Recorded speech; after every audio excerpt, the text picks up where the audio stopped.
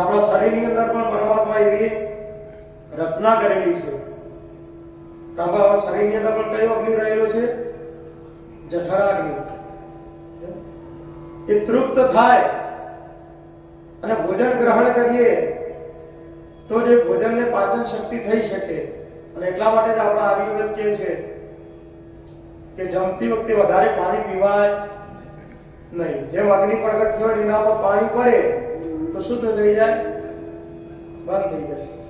એમ જઠરાગ્નિ પ્રજ્વલિત થયો હોય ને એના પર પાણી પડે એટલે શું થઈ જાય? બંધ થઈ જાય। અને પછી તમે ગમે તેટલું જમો તો પાચન ક્રિયા કરી શકે નહીં। પાચન ક્રિયા ન થાય એટલે શું થાય?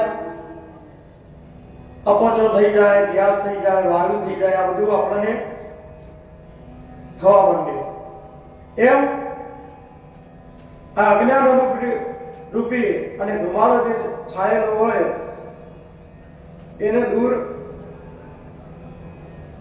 કરવો પડે અને ત્યારે જ આપણને એની અંદરથી કંઈક પ્રાપ્ત થાય।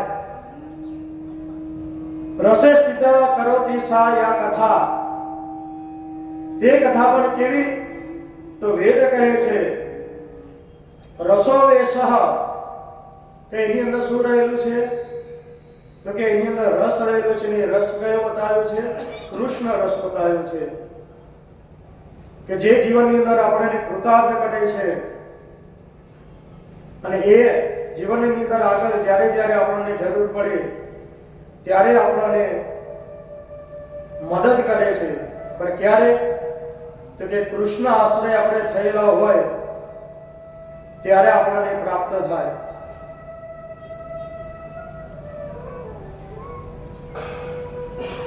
અને એટલા માટે ભાગવતની અંદર કહ્યું છે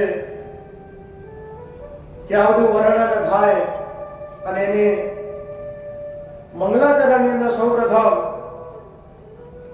ભગવાન વેદવ્યાસે મંગલાચરણ બતાવ્યું છે। મંગલાચરણની અંદર જન્મા દસ્ય જકારથી પ્રારંભ કર્યો છે